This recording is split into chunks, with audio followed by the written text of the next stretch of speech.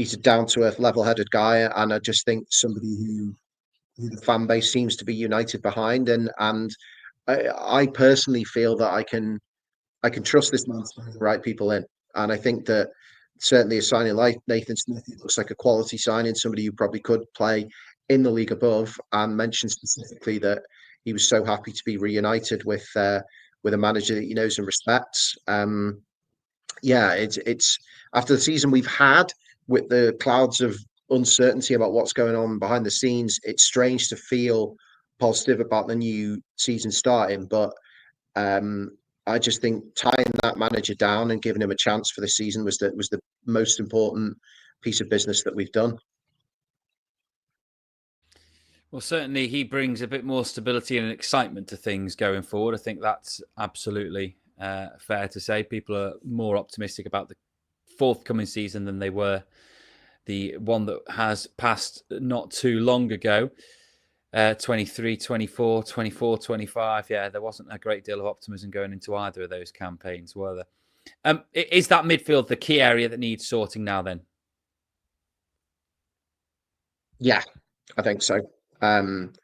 It's I'm always wary to play the game of who's going to be starting in August when we've got no idea. But it's if we were forced to start with the team that we have now in a parallel universe, I mean, who the hell's going to play there?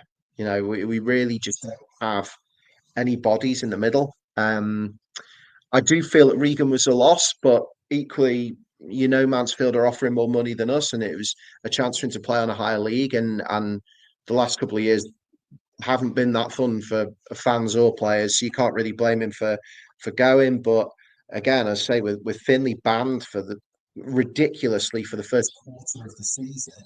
Um, there's nobody to play there. I mean, I'm trying to think of racking my head of central midfielders we actually have on the books, and apart from Josh Williams and O'Connor potentially, and obviously Connor Jennings will play anywhere in the forward line, but apart from that, we really are a bit threadbare. So yeah, the dog is literally putting his paws on my computer. So yeah, so yeah, there's just no bodies there. There's nobody there. Um, but one thing that I do find positive is with the system that we have with the back five, it's a lot clearer to the manager what profile of player he needs to bulk up the rest of the squad. So yeah, but I feel strongly that we need two starting central midfielders now, guys who can slot in. Josh Williams may develop and may be a good player. We did give him 2 years, but then we gave Harvey Saunders 2 years. So, you know, but I think that, yeah, there could be a player there. I'd like to see him get a few more minutes this season than he did under Nigel Atkins. But yeah, I mean, we need two quality players to slot into the centre of the park. So, yeah, absolute priority. And I know you agree because it's one of your pet things about how bad our midfield recruitment has been over about the past 5 years. And yeah, can't disagree really. Tranmere haven't had a good midfield since the 18-19 season when they got promoted. I'm certain of that. Since then, Would you not class Hendry as half decent? I'm not. And I didn't say good midfielder. A good midfield. So as in a I'm sorry. partnership in the middle. Yeah. Got you.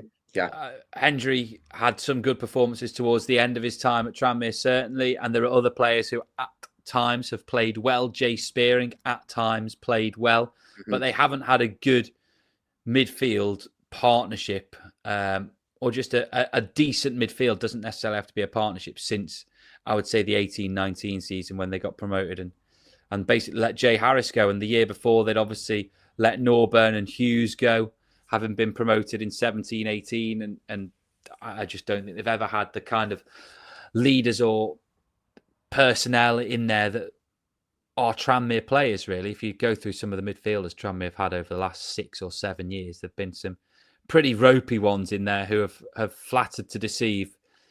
And again, like Neil Dan's put in some good performances during his time at Tranmere, but who was he playing alongside? Sometimes it was Darren Potter. Obviously, Perkins was excellent during his time at Tranmere, but then his time came to an end because he just got too old, basically. And And since Perkins and Harris, I don't think they've ever really replaced. Personally, that's my opinion. Others will disagree, but there've been some pretty poor central midfielders who've come through the door over the last 5 or 6 years, certainly.